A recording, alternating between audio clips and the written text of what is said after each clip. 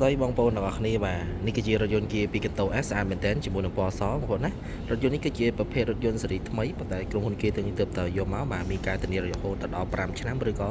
15គីឡូ150000គីឡូម៉ែត្របងប្អូនណាបាទ150000គីឡូគឺច្រើនមែនតើហើយមានការបដូរប្រេងម៉ាស៊ីនហ្វ្រីរយៈពេល2ឆ្នាំថែមទៀតផងបងប្អូនណាបាទហើយរថយន្តនេះគឺ option បងប្អូនឃើញស្អាតមែនតើបាទជាមួយនឹងគុជមួយបាទ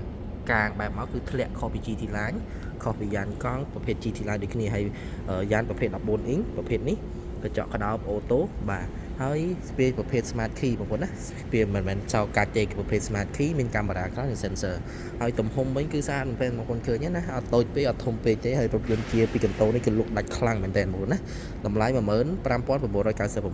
អូនណា series 2026បងប្អូនបាទជាគៀងផ្នែកខាងក្រោយស្អាតមែនទែនជាគៀងនេះគឺមិនមែន LED ទេមួយឆ្នូតនេះគឺអត់មានគេបញ្ឆោតទេប៉ុន្តែ LED គឺនៅខាងនេះវិញបងប្អូនណាបាទហើយបងប្អូននឹងទទួលបានកាមេរ៉ាក្រោយនៅផ្នែកខាងក្រោយនេះ logo គៀពីកន្ទោហើយនឹង sensor 3គ្រាប់ផ្នែកខាងក្រោយស្អាតមែនទែនបាទចុះបងប្អូនដែលមានតម្រូវការប្រភេទរថយន្តនេះតើតោងឲ្យបានម៉ាស៊ីន 1.0 បងប្អូនណាស៊ីសាំងតិចមែនទែនក្រៅក្រុងស៊ីតែ 3.9 ទេបងប្អូនណាចេញពីក្រុមហ៊ុនបាទអញ្ចឹងបងប្អូនដែលមានតម្រូវការតើតោងឲ្យបានរំលោះបានមកក្នុងមួយខែយើងបង់តែ$112តែប៉ុណ្ណោះបងប្អូនណាអញ្ចឹងបងប្អូនដែលមានតម្រូវការតើតោងមកបានតម្លៃល្អ